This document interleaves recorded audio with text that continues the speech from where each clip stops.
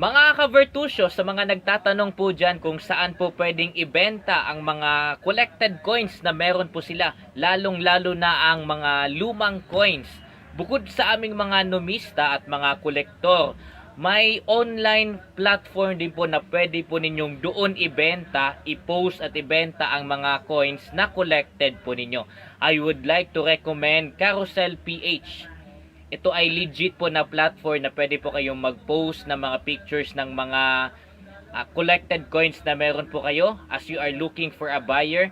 Tapos ibigay nyo rin po yung presyo according po doon sa nakaset na presyo sa coin na meron na yon and according din sa demand ng coin na yon. So Carousel PH po ang pwede po nating puntahan.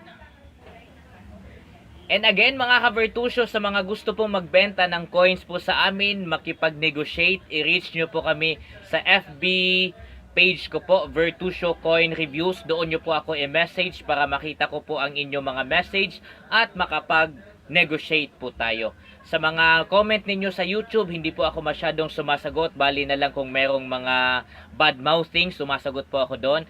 Pero doon sa FB page ko sa FB, syempre, sumasagot po ako doon at pinapasa ko po ito sa kagrupo ko at nagkaroon ng negotiation and eventually nabibili po yung coin na ino-offer.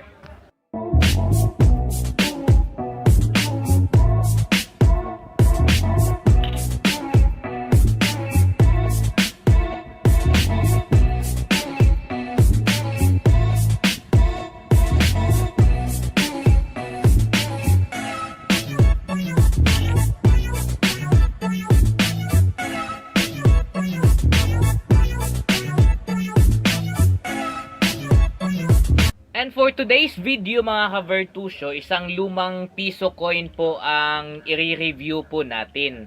At syempre, ang source ng presyo ng bentahan po nito ay kukunin po natin sa Carousel PH. Ito po ay piso, Jose Rizal po ito. Ang series po nito ay 1976. Very rare to find na po ang coin na ito. Kaya ang halaga po ay syempre mas mataas din po. Or mataas na ang nagiging value po nito kasi very rare to find na po siya. 1976. Again, ang source po natin dito ay ang Carousel PH. Kung magkano man, panoorin sa video na ito dito lang sa Vertusio. Yeah.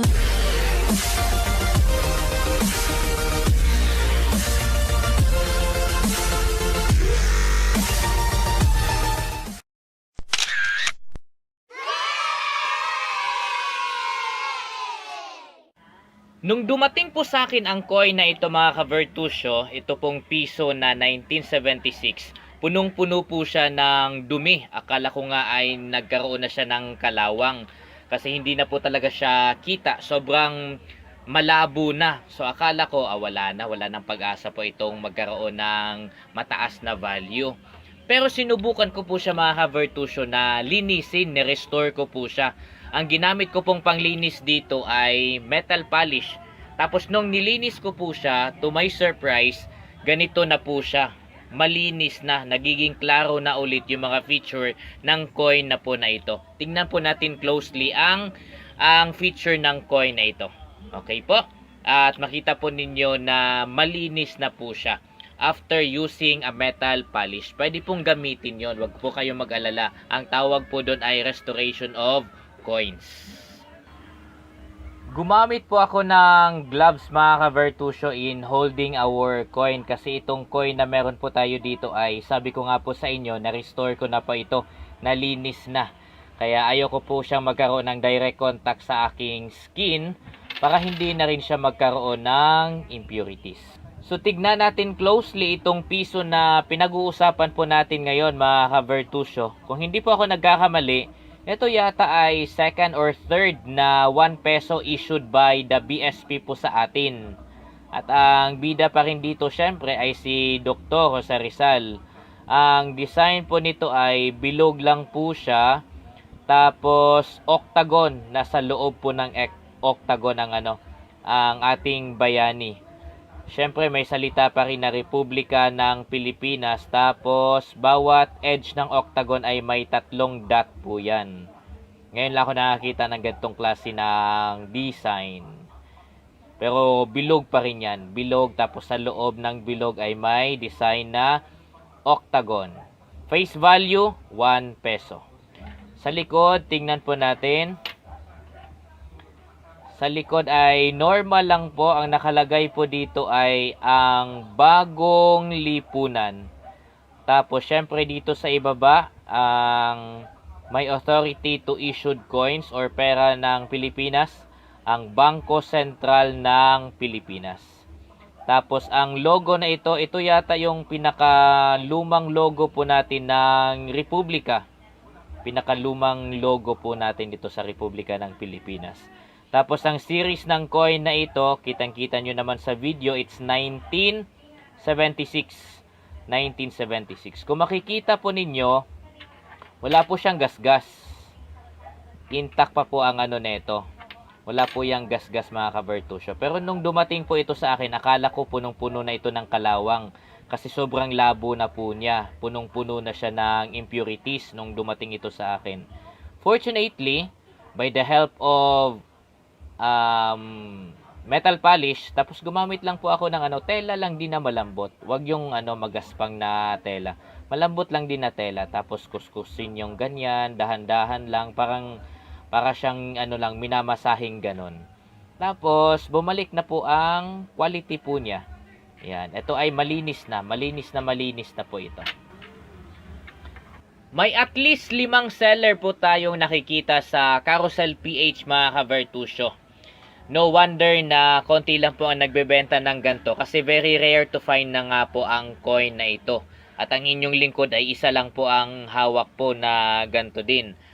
Ang presyo na nakikita po natin na binigay ng Carousel po ay naglalaro sa 1,500 hanggang 3,000. Again po, 1 peso po ito, series of 1976. Very rare to find coin, very old coin. Naglalaro po ang presyo nito sa 1,500 hanggang 3,000. Yun na po ang presyo or bentahan po ng coin na ito. Kung nakakapunta po kayo ng subastahan mga ka-Vertusio, mas magiging mataas actually ang presyo po nito. Kung sa online, yun nga po ang binigay ko na ratio po sa inyo ng price po niya, 1,500 to 3,000. Pero kung dadalhin po ang lumang coin na ito sa subastahan, mas magiging mataas po ang value po nito or presyo sa subastahan. Pero kung okay lang naman sa inyo yung presyo na yon, para hindi rin po siya mahirap kasi doon sa subastahan kasi ang tagal, buong gabi kayong maghihintay ng pagkasunod-sunod ng items na ipapakita. So kung easy transaction lang po ang gusto po ninyo, pwede po nating i-post ito sa Carousel PH. Pero kung gusto niyo pong mas mataas naman po ang makukuha po ninyong bentahan po nito or subastahan, pwede po nating dalhin sa mga subastahan po yan.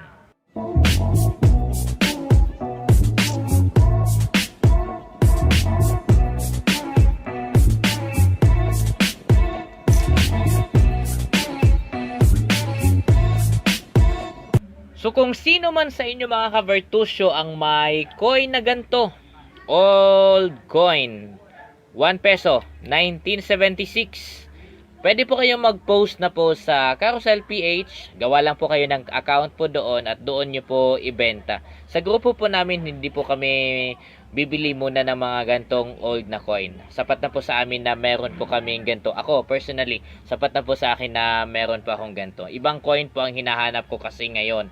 Lalo na yung upper mint na NGC.